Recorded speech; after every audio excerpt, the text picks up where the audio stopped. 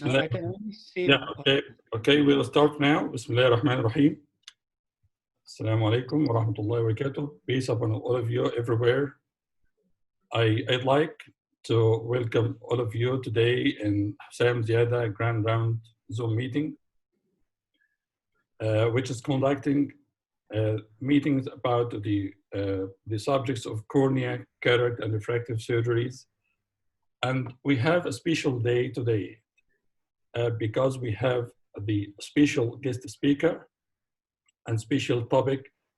And before I'm going to say something, because the leader should be introduced by the leader, so I will let our head, Professor Mahmoud Ismail, to introduce our guest speaker.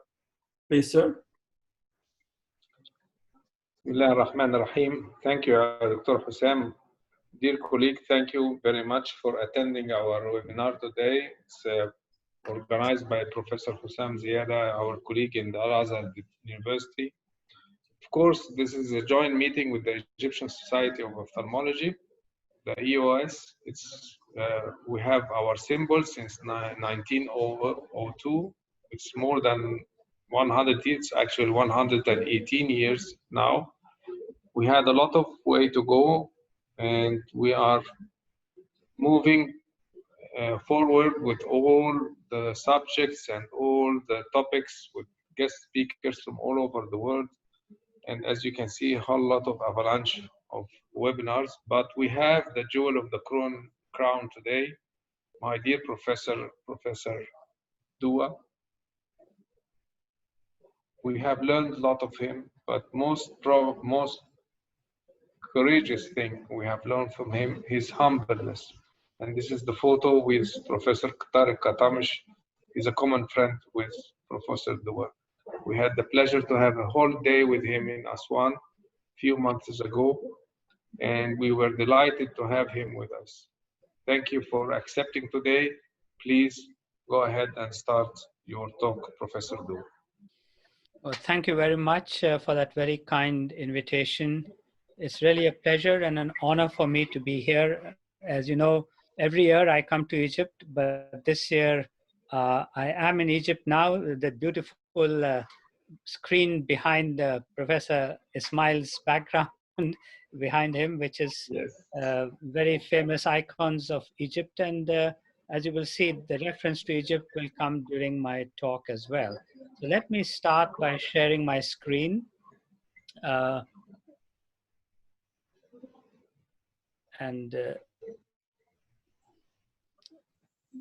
Get this going up. I'm going to try and minimize this and go to slide show. So once this gets going, then I think,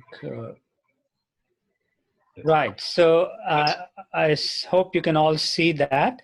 So what I'm going to tell you is what's new about Dua's layer, and I will show you how it is connected to Egypt.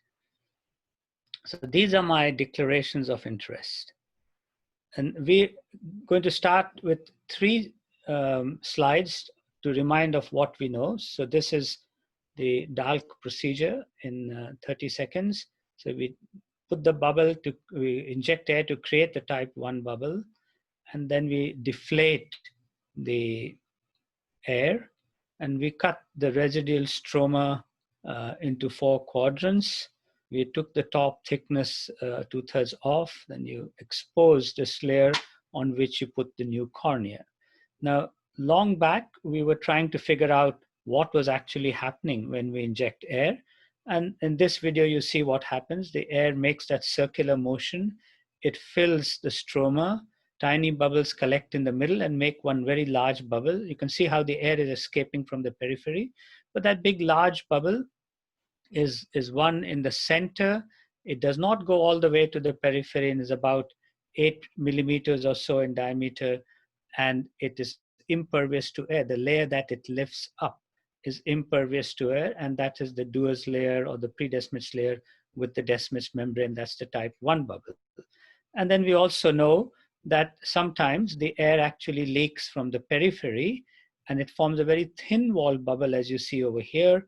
and this bubble is going across the entire surface of the cornea, and that's the type 2 bubble. And here again, you will see two tiny thin-walled bubbles are starting at the periphery, one on the right side, one on the left side, and they merge together to form this thin-walled type 2 bubble. So you've got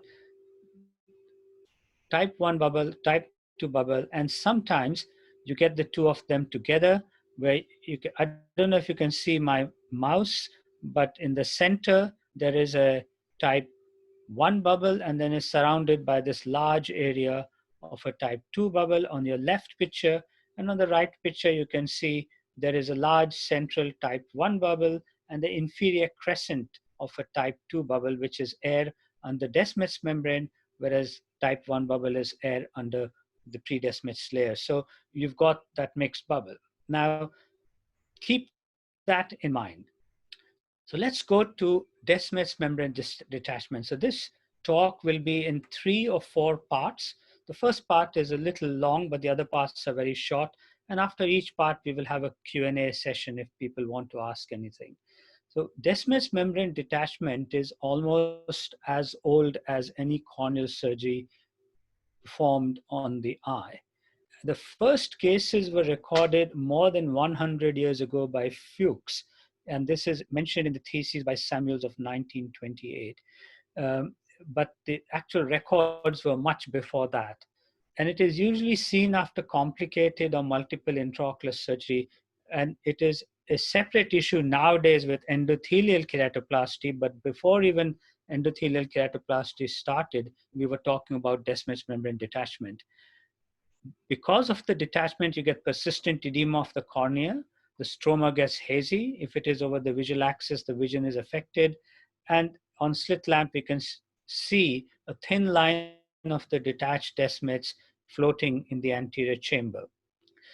OCT, which we now have in the last decade or two, shows us the Descemet's membrane detached. Now, whether the Descemet's membrane is detached or not, with a high resolution OCT, it appears as a double contour line, and I will show you that in a minute.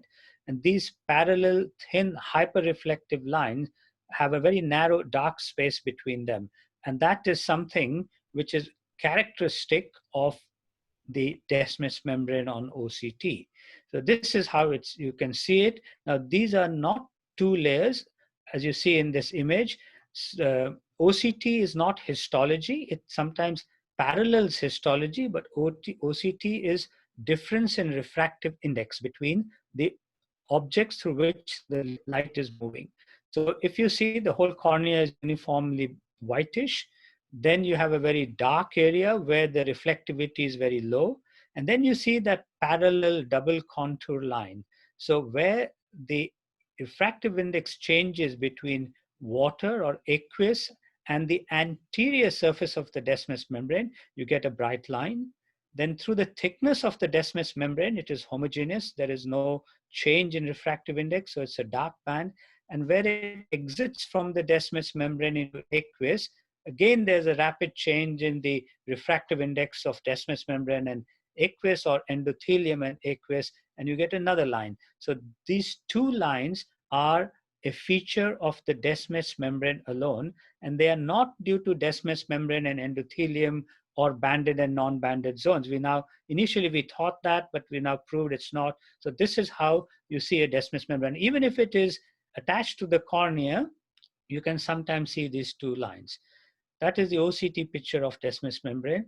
And in vivo, in the living human eye, this Beziva et al. Showed, they published this in 2016, when people were questioned if it is a true layer, why can't we see an OCT? So they use ultra high resolution OCT. And in the middle picture, you can see the two bottom white lines are the Descemet's membrane.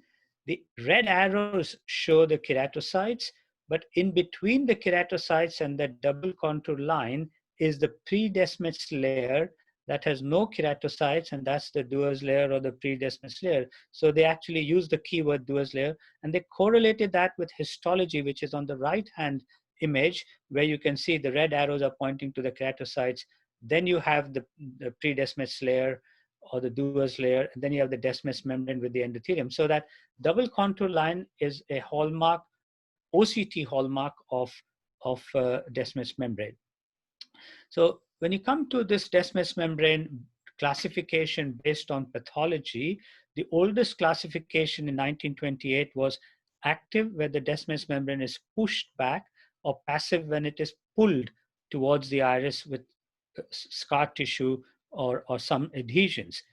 Then in 77, they came another classification which said if the Descemet membrane separation is less than 1 millimeter, it is called planar. And if it is more than 1 millimeter separation from the posterior cornea, it's called non-planar. And then more recently in 2015, Agarwal and Susan Jacob et al., they came up with rhegmatogenous detachment, tractional detachment, bullous detachment, and more complex detachment. So these are the three classifications we have. And Susan Jacob, in her paper with Agarwal in 2015, tried to correlate with what treatment options there might be for these different types of detachment. So this is the background information. Now let's see what's new. Again, a little bit here about you can classify by etiology or by duration, early or delayed. And all these are telling us what causes a detachment, and obviously the longer it stays, the more difficult it is to treat. Now, this is also my summary slide, and this is also the beginning of the new chapter in Descemet membrane detachment. And here I'd like to highlight the connection with Egypt, because this paper actually just today, before I started this, I was correcting the proof of the paper that has been accepted in the AJO, in which Andrew Ross from Aswan, I noticed he is in the audience, is an author. Dalia Said, who is from Egypt in Cairo, she's an author. And Mohammed Kenawi, who's also from Cairo, is an author.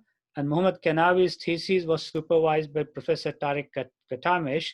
And Mahmoud Ismail was one of the examiners when we examined him not that long ago on his thesis. So very strong connection with Egypt in relation to what I'm going to tell you now. Now, if you look carefully at these three images, the top images is Descemet membrane detachment, so is the middle, and so is the bottom.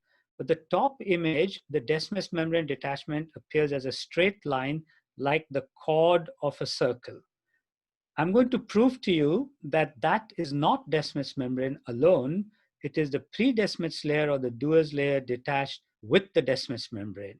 Just like the type 1 bubble I showed you, this happens spontaneously, and this is called, we called it the type 1 Descemet membrane detachment. The middle figure is like the one I showed you before, the double contour line, that is Descemet membrane detachment alone, and that is like the type 2 bubble, and that is Descemet membrane separated from the pre-Descemet layer.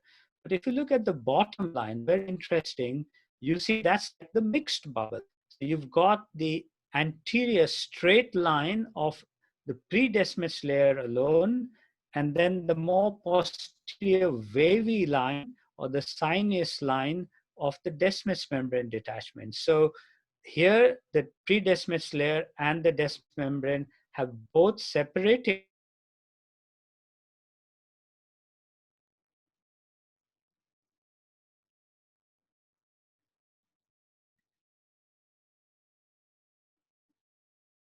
actually occurs, which we have been looking at for more than a century. Never has this OCT. If you look carefully, you can see a double line there, the pre-Descemet layer, but it's that straight line. And whenever you see this straight line, which is not wavy, not sinus, it appears tight, that is a type 1 detachment made of pre-Descemet layer and the Descemet membrane endothelium. This is another patient which has the same look at the middle picture. This is after an acute high drops in the patient who had an eccentric graft for keratoconus. So lots of things over there. But look at the middle slit lamp picture. There's a straight line Descemet detachment. We did a repeat graft for this patient, And on the histology, on the top right, you can see it shows clearly the pre-Descemet layer, the banded and the non-banded zone of the endothelium, detachments less than 1 millimeter. But over time, in the top picture, you will see there's a little wrinkle, there's a little contraction and shrinkage. And over time, this pre-Descemet layer, which is a collagen layer, tries to shrink and become more tighter. And that will have implications for treatment. Then if you go down to this picture here, see when you do a DALK operation and you're separating from deep stroma, sometimes you see these strands of tissue which you may have to cut running between the posterior stroma and the anterior surface of the Dua's layer. These strands tell you you're definitely on the Dua's layer, and this is a type 1 bubble, but your air bubble hasn't gone as far as your trifine. Hence, you have to encounter these strands and you have to cut them. Now, we have all seen this, and there are many videos on the YouTube showing how people have separated these strands. But look at this next picture here. This is a type 1 Descemet membrane detachment, but in the bottom picture, what you can see is that a strand extending from the posterior stroma to the anterior surface of this detachment. This cannot be Descemet membrane because you never see the strands in a type 2 bubble. There are no strands connecting the anterior surface of Descemet membrane with the pre-Descemet layer. So when you see a strand like that, you're absolutely sure that this is a type 1 Descemet membrane detachment. So here's another example. This was in a cornea graft that had failed. And what you can see is in the second picture, you are seeing that,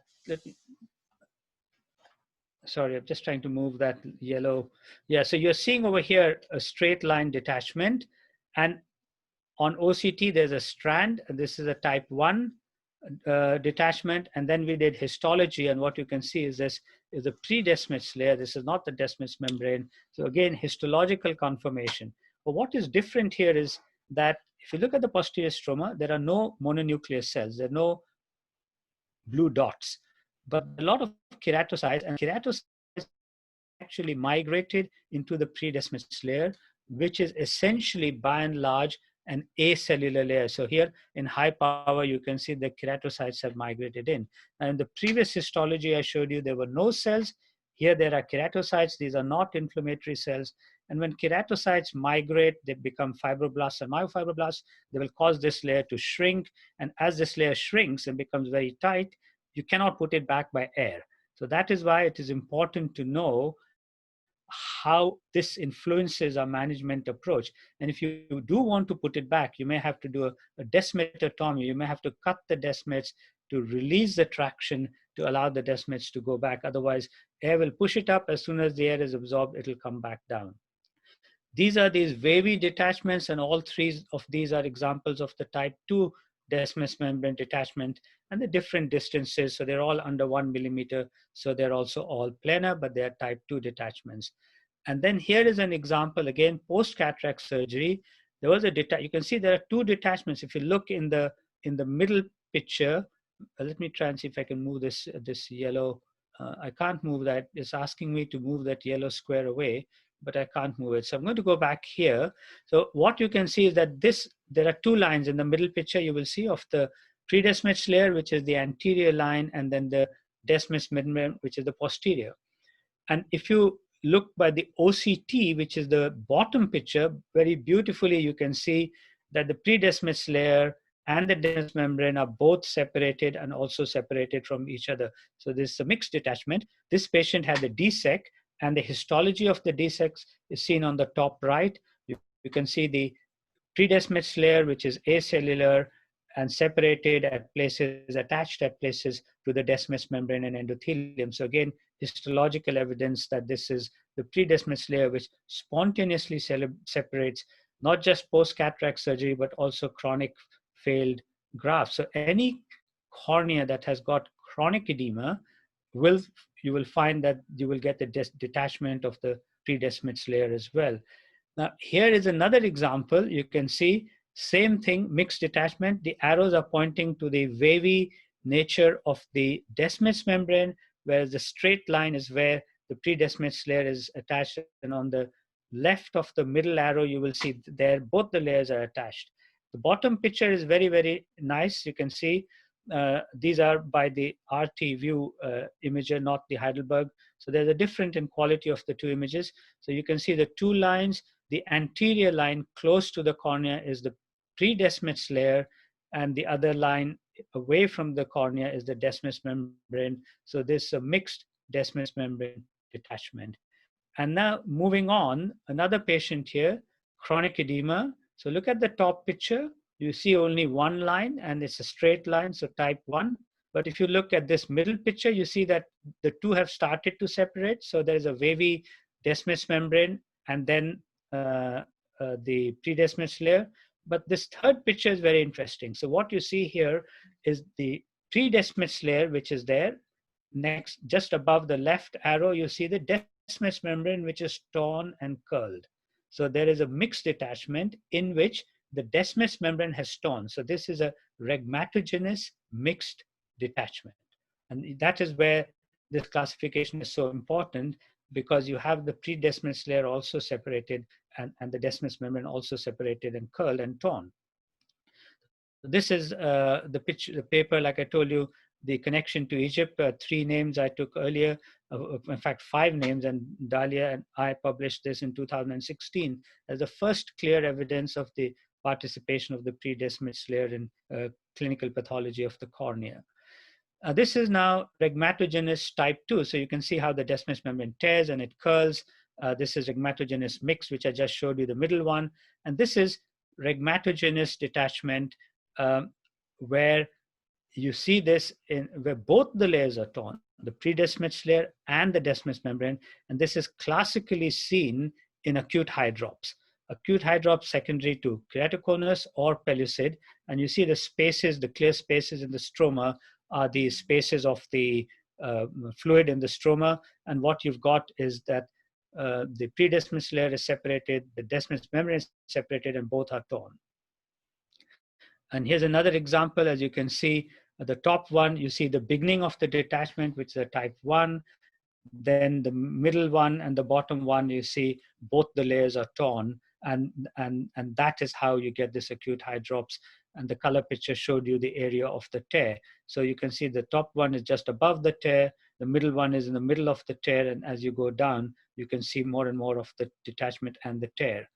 So in summary, this, again, coming back to the first slide I showed you in What's New, that was the summary, that was the introduction, and that's again the conclusion that Descemet membrane clearly occurs when it detaches in 3 types: the type 1, which is both PDL and Descemet membrane; the type 2, which is Descemet membrane alone; and mixed type, which is both are separated but also separated from each other, and they can be rhegmatogenous or non-rhegmatogenous. So this classification complements the other classifications, and it will help us understand how we should treat them differently, because the top kind of detachments will be more difficult to put back than the one in the middle, which will be easier. And there's about a 60-40 incidence. The middle one is commoner after cataract, which is a type 2, but about 40% or up to 50%, it's type 1. And you can't treat the two similarly. And OCT, knowing what you know now, will be a very good way to make this diagnosis. So at that point, we'll stop. This was, I said, a long one, but we can stop at this point and take some question and answers if there are. Thank you. Actually, excellent, Dr. Dua. It's surprising that still we are getting more and more information just from knowing that there is a new layer, which is the pre-Descemet layer, that it's explaining a lot of things to us. Yes, exactly. I mean, the more now that what they say is the eye cannot see what the mind doesn't know. Now our mind knows that this is a layer, and we are seeing it even more than we used to in the past. And so many things now, and I will show you in the next small 2 parts also how it is changing our approach to many parts of the cornea, many diseases of the cornea, even operations. Thank you, sir. It does actually, this, yeah, this classification, it does really actually explains a lot of cases of failed graft that we might encounter, but we didn't have enough explanation to what really have happened. So my question for you, Professor Dua, do you think that during the surgery, we are doing, for instance, we are doing DALK and we had a successful type 1 bubble and we have succeeded in completing the surgery without uh, really any breaks in the DUA or layer, but we have missed some of the tags that you have showed in the video. You have removed them carefully. If we missed some of these tags, and unfortunately the activated keratocytes, which have passed to myofibroblasts, might lead to one of these kind of Descemet detachment type 1. Do you think so? So during the operation of DALK, because the tissue is relatively healthy, we don't see this so much. If there's chronic edema, that produces chronic inflammation and induces the keratocytes to migrate.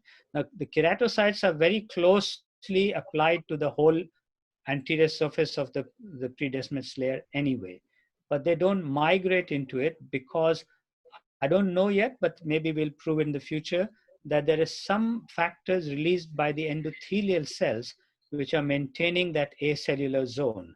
So as long as that normality is restored, these tags you will see more towards the periphery all the time. And we separate them only so that we can excise the anterior stroma that you want to cut out. If you don't cut these strands, you can tear the tissue beneath. But if you leave them behind, it doesn't matter because they are normal, but it tells you that you are in the right plane for a type 1 bubble. I'm seeing on the screen, there's a red rectangle and it says, please move this away. It keeps coming and going. I don't know why it happens sometimes like this, Professor Dua. Just neglect it, and okay. Unfortunately, we cannot do anything about it.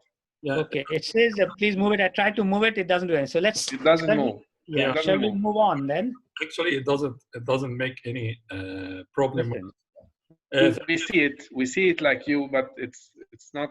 We have to carry on, Professor Dua. Yeah, okay. I'd like to thank you, Professor Dua, for the wonderful presentation with the high quality illustration about the all images with the high resolution and the high quality from the OCT. I think you have another OCT that we have because we had a lot of the OCT pictures, but never been with this high resolution. What's the OCT device? See, we have the Heidelberg. Yeah, it's the Heidelberg.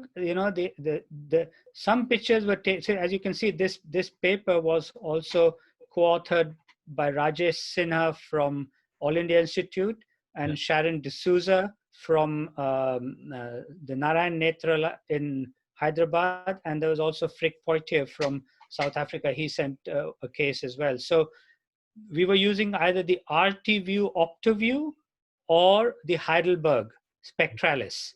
These are the two OCTs that have been used. Yeah, and it's the same as the OptoView you have. I think you remember the pictures of the OCT that I have sent to you about the Descemet seal. It was really far away from these pictures. Before going into the questions, I want to know the titles or the theme of the coming parts to ask these questions or to postpone them for the others. So the next part is about glaucoma and Dua's layer. Yeah. Okay. So that's a whole new area, and I think that might turn out to be even more important than cornea. So let's see that. Okay. Okay. Yeah. Okay. Okay. Thank you. Before going, I want to thank and send greetings to all my professors that who are attending this meeting from the different branches of our university: Professor Mahmoud Al-Badia, Professor Hosni Hassan, Professor Al-Arabi, and all my professors. I'd like not to miss one of them. And also, I catched on the screen our dear Professor Cameron Reyes from Oklahoma University. who is an eminent corneal surgeon. Also, Professor Mohammed Bahgat, an eminent, brilliant corneal surgeon from Alexandria University. Also, Dr. Asad Nuruddin, a brilliant corneal surgeon from Asyut branch of Al-Azhar University too. So I'd like to invite, after permission from my professor, to invite Dr. Cameron to be with us on the dais. Dr. Cameron, you hear me now? Yes, I can hear you. I was waiting for Professor Dua to finish his talk, but since the next part is about glaucoma, maybe I can ask my question here, which Dr. Dua, as usual, brilliant and outstanding presentation. My question to you is the tensile strength of Dua's layer equal from both anterior and posterior approach? And the reason I ask is because, you know, when we do DALK, clearly there is a much stronger force, and which is why Dua's layer doesn't break from the anterior surface unless you know, you really have to probably more than 500 millimeters of mercury. Correct. So similarly, you raised a very beautiful point, which I had never thought of, which is in hydrops. You mentioned that Duas must break in order for the fluid to go into the stroma. So is the posterior part of Dua's layer also have the same tensile strength as the anterior part of Dua's layer? So I'll park that question. It's a very good question. I think it will be answered if we get to the end of my 3 parts or 4 parts, but the others are very short. It will be answered, but we'll have a much more meaningful discussion then, because you will see why I'm going to say what I'm going to say to the answer there. So thank you for that question. So let's move on here. Now, we published this long back that the pre-Descemet's layer actually carries on beyond the termination of the Descemet, where this one arrow you see in the picture on the left, the thin arrow, that's where the Descemet's membrane terminates. But the pre-Descemet's layer carries beyond that, and where the thick arrow is, it starts to fan out as the trabecular beams or the collagen beams of the trabecular meshwork. So the trabecular meshwork is not a triangular structure